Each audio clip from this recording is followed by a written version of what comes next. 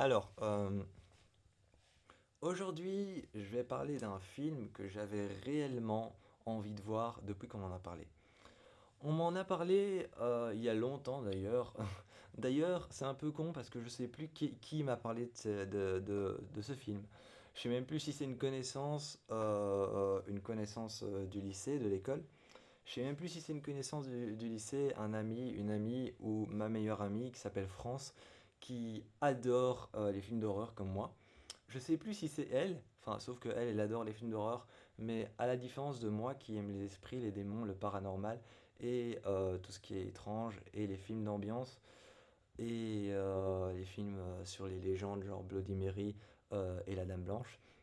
Au contraire, elle préfère les films de zombies, les films bien hardcore, comme par exemple Destination Finale, qui ne m'intéresse pas du tout. Parce que moi, j'ai jamais aimé la franchise Destination Finale. Voilà. Donc, enfin, il y a quand même quelques films qu'on regarde ensemble, qu'on aime bien, comme par exemple la franchise Conjuring ou encore la franchise Insidious. Ça, c'est vraiment deux choses qu'on aime bien, qu'on a en commun. Mais sinon, certains films d'horreur, avec moi, elle n'est pas d'accord, et souvent c'est de ça qu'on parle, mais bon, maintenant je ne la vois plus parce qu'elle est partie vivre avec sa petite amie. Euh, donc voilà, sans vouloir dévoiler sa vie sentimentale. Aujourd'hui, je vais vous parler d'un film dont on m'a parlé. On m'a parlé en me disant, tu verras, ce film, il est complètement nul. Alors, je sais, vous vous dites déjà pourquoi est-ce qu'il a été voir un film complètement nul. Alors, déjà, c'est pas stupide, hein. Enfin, c'est pas que c'est pas stupide, c'est surtout que je voulais me faire mon propre avis en fait. Je voulais me faire mon propre avis et vous avez beau me dire qu'un film est stupide, nul ou complètement hors sujet. Vous avez beau me dire n'importe quoi sur un film d'horreur.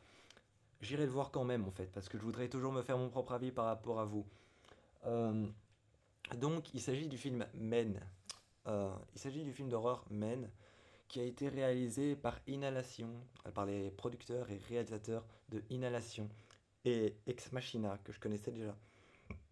Ex Machina, je connaissais déjà le film, l'histoire, mais j'ai pas vu le film. Inhalation, je connaissais déjà de beaucoup de monde m'en a parlé d'Inhalation. Mais je connaissais aussi le film, mais pas l'histoire. Honnêtement, quand deux films de science-fiction pure essayent de faire un film d'horreur, j'avais des doutes, mais bon, j'ai quand même essayé.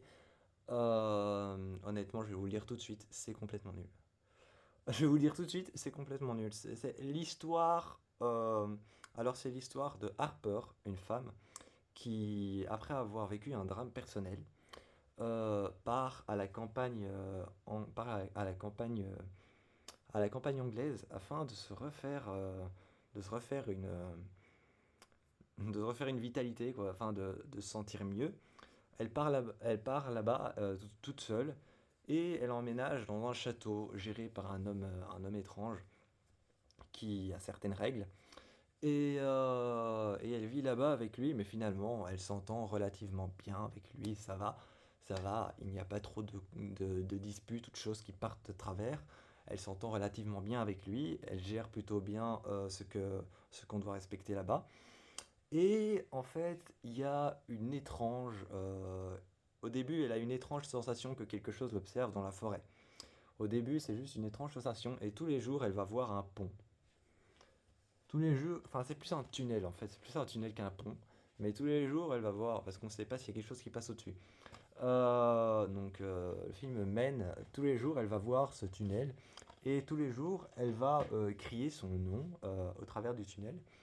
Et on entend l'écho. Et en fait, la bande-annonce du...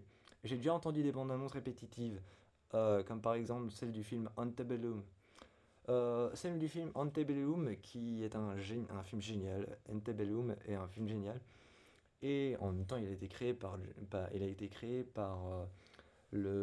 enfin, pas créé, mais produit par le réalisateur de Get Out et Us. Donc c'est quand même du bon cinéma.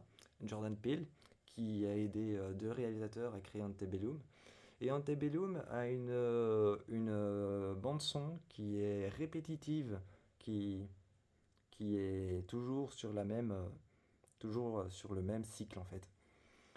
Là dans Men, la bande son, c'est uniquement tout le temps l'écho de son nom qu'elle va crier au pont. et qu'elle crie toujours sur des tonalités pas des tonalités, mais des airs différents. Alors j'ai déjà entendu des bandes son, je vous l'ai dit dans Antebellum, j'ai déjà entendu une bande son répétitive. La bande son d'Antebellum est géniale, elle est super belle.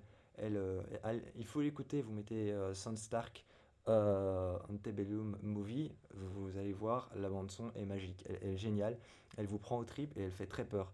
Mais là, la bande son de Men, t'as juste envie de rentrer dans le film et de tout arrêter. T'as juste envie de rentrer dans le film et d'arrêter complètement tous les bruits, t'as envie d'arracher tous les bruits et de dire stop maintenant. Parce que ça énerve. Ça énerve d'entendre l'écho de quelqu'un répété de manière différente à chaque fois, tout le temps, sur le même cycle. Pendant une heure entière. Ça énerve. Ça énerve, c'est énervant. Donc la bande son, déjà, c'est vrai que la bande son, quelque part, du film mène à un côté étrange, un peu M. Night Shyamalan. Déjà, je n'oserais pas comparer ce film au film de M. Night Shyamalan, parce que M. Night Shyamalan fait des films géniaux, comme The Visit, Old, Signe, ou encore Sixième Sens. Voilà, il fait des films géniaux, donc je n'oserais pas comparer ce film à celui-là, au cinéma de M. Night Shyamalan.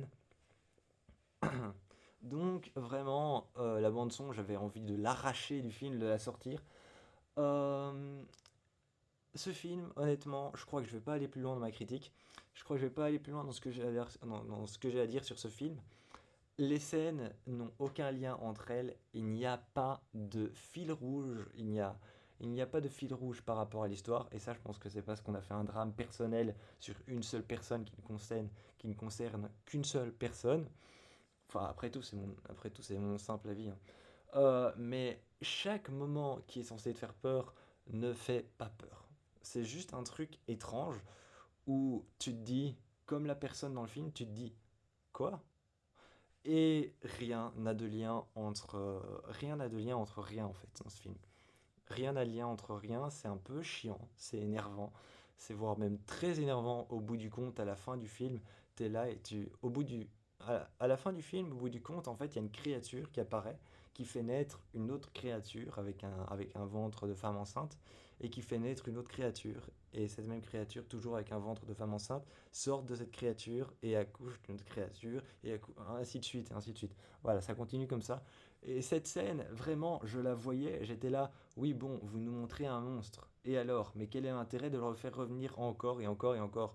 Parce que c'est que cette scène à la fin du film, c'est comme si je vous montrais une scène de slasher, par exemple dans la série qui s'appelle Slasher, qui est sortie sur Netflix, et que je vous remettais tout le temps la même scène, encore et encore. Et que je vous remettais tout le temps la même scène d'un slasher avec un mec avec un couteau.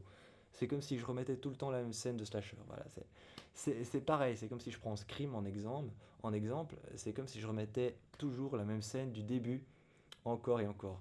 Ça n'a aucun intérêt parce qu'à la fin, finalement, comme cette chose, tu comprends que cette chose va chaque fois accoucher d'elle-même et encore. Et que tu vois le personnage en train de regarder cette chose comme ça, d'ailleurs pas du tout effrayé, juste en train de se demander ce que c'est. Euh, Au final, tu te dis, oui, bon, mais à quoi ça a servi? Donc voilà, vraiment, le film, c'est vraiment. Le film mène. Je suis désolé, mais déjà j'avais le sentiment que entre Ex Machina et Inhalation, deux films de pure science-fiction qui font un film d'horreur, je le sentais pas trop. Mais j'ai quand même essayé de me faire mon avis et la personne qui m'a conseillé ce film a raison.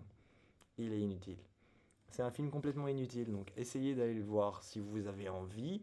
Mais vraiment, vraiment, si je dois lui mettre une note sur 10, je vais même pas être gentil, je crois que je vais me donner un zéro en fait. Je crois que la note sur 10 de ce film, ce serait 0,0,0,0,0,0. Voilà. Et encore. Et encore, là, j'ai encore l'impression d'être gentil avec le film. Donc voilà, donc moi je vous fais plein de bisous. Et pour ceux qui ont envie de tester ce film, bah testez-le.